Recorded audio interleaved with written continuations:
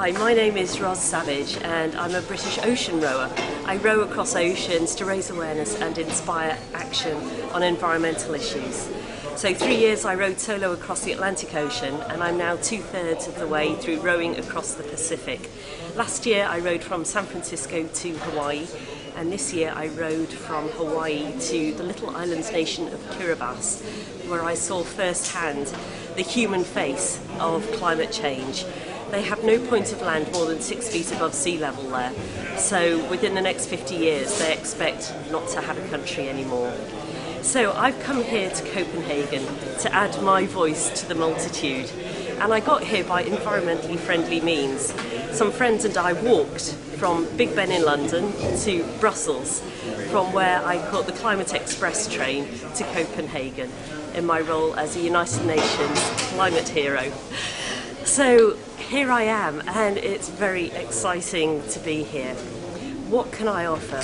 Well, at the moment I'm blogging, I'm presenting on my message, and my message is we need to make a course correction as a species, as humanity. Part of the reason that I started rowing across oceans was that I had worked in an office for 11 years as a management consultant. I had this very materialistic, very conventional life, and I just realised that it wasn't really working for me.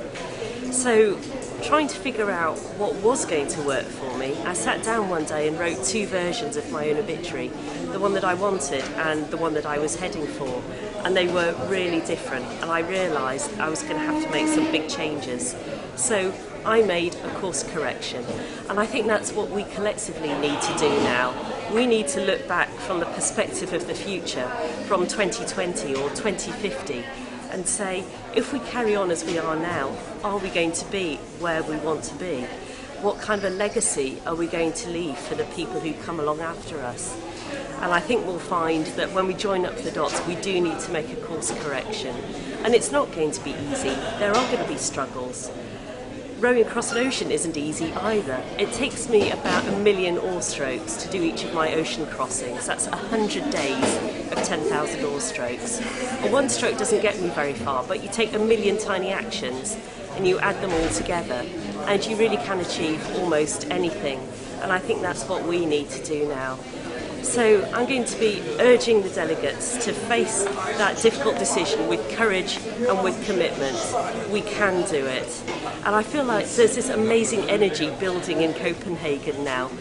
I had this dream in which I saw it as all the countries of the world being these ships on the ocean, but they're in the doldrums. There's no wind, so nobody's going anywhere. They're just drifting, and they're pointing every which way, and some of them are on collision course. But I feel like here in Copenhagen, with the focus of the world on this one city during these amazing 2 weeks, we're generating this wind of change. And if we can all contribute to that flow of energy, we can get all those ships pointing in the same direction and moving purposefully towards the same destination. So I'm just here to add my bit, and I really believe that if we all pull together, we can still save the world.